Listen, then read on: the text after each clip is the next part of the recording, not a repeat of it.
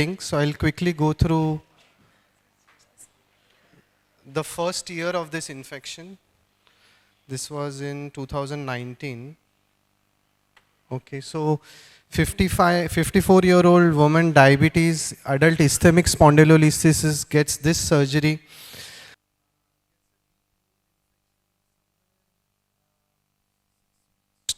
It's difficult to tell exactly what time frame, but gets a wound wash twice. Now this is all happening at a different hospital.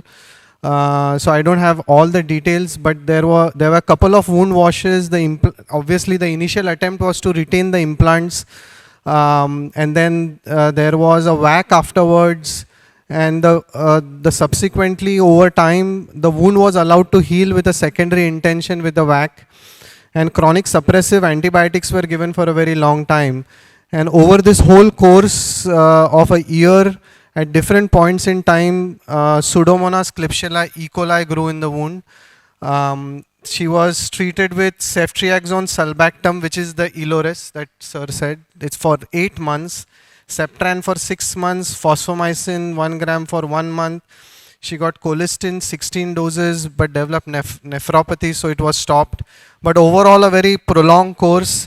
In the last 2 months, so this was the MRI 6 months post-surgery, shows quite a bit of osteomyelitis infection, and that X-ray which I showed was approximately at this time. The implants were starting to lose out at this point in time, but the patient was a walker at this point. Towards the end, last 2 months, she became bedridden because of more severe back pain. Obviously the implants had loosened out. She had quite a bit of weight loss. CRP was in 40-60 range at different points in time. Hemoglobin had come down quite a bit.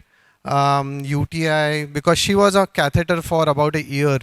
For some reason, the catheter was kept on and developed Klebsiella UTI, which was colistin sensitive at that point.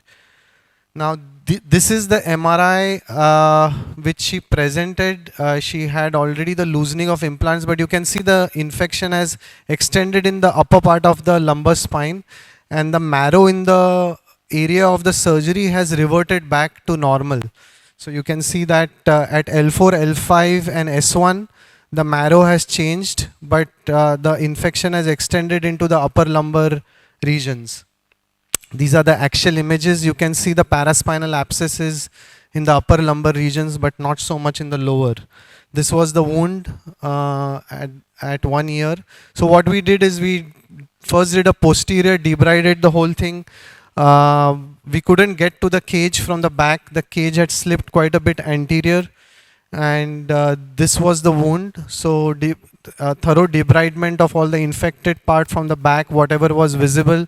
Those are stimulant beads with colistin, and then a plastic surgery closure was done with releases and fascia releases, and also we could get a posterior closure at this point. And this was the post-operative X-ray. So we allowed for the wound to heal, and the idea was she was a sick patient by now. She was in sepsis, so we couldn't do an anterior posterior just at one go. So after about a month's time, we took her back again for an anterior part of the debridement, and the anterior part we could debride, but we couldn't get to the cage in the front at the L5S1. Obviously, this wouldn't be the right position to get to the L5S1 cage, but it was very difficult. So we didn't even attempt to get that. But the wound just refused to heal. She kept pouring pus at the back. Now, at this time, she has CRE, completely carbapenem resistant organisms. Only colistin was being given, but she was struggling with all the complications because of colistin.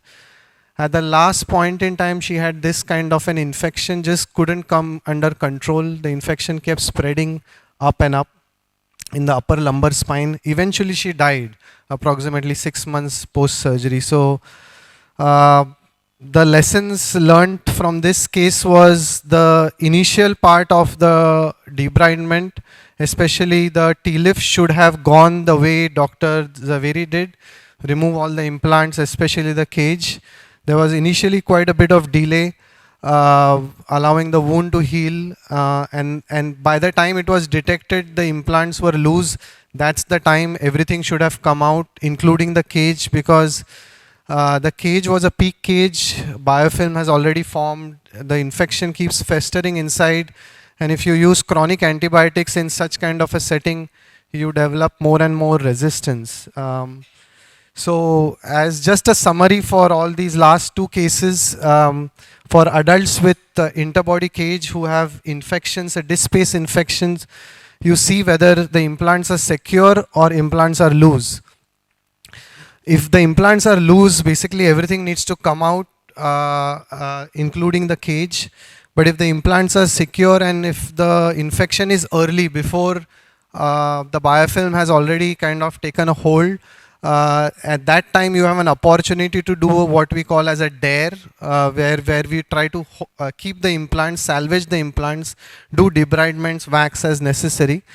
And if that doesn't work, then it goes to everything out. But if the implants have been there, if the infection has been there for more than a month, then this biofilm has already taken hold. And if the infection is around the cage, especially a peak cage, it is very difficult for this kind of an infection to be eradicated. And that requires very aggressive debridement to salvage. So this is an instrumented fusion which was salvaged with wax. This is Dr. Zaveri's case, same one which he showed, where is an example of an infection in the disc which was salvaged by removing all the implants. And this patient unfortunately couldn't be saved. Thank you very much. What is your take on replacing implants? Suppose your screw is loose. Yes. When you open up, but TLIF is a very easy decision, because TLIF is not a very unstable situation. But sometimes we do it for, say, osteoporotic vertebral fracture. You put in a mesh cage in the front. Now your infection is there. Now you are afraid to remove the anterior cage. So how do you deal with that kind of a situation? Do you actually, when you come out at the back, the implants are actually loose. Do you replace them with fresh implants? Do you change the type? Because do you put a hard shield with sublaminar instead of doing a fixation again into those pedicle screws? What is the plan? No hard shield. Hard shield is stainless steel, so with infection, stainless steel is not a good implant to put. Yes, if it is for osteoporotic spine, thoracolumbar spine, and it's a deep infection, and the implants are infected, including the anterior column is infected, then you will have to do a full debridement.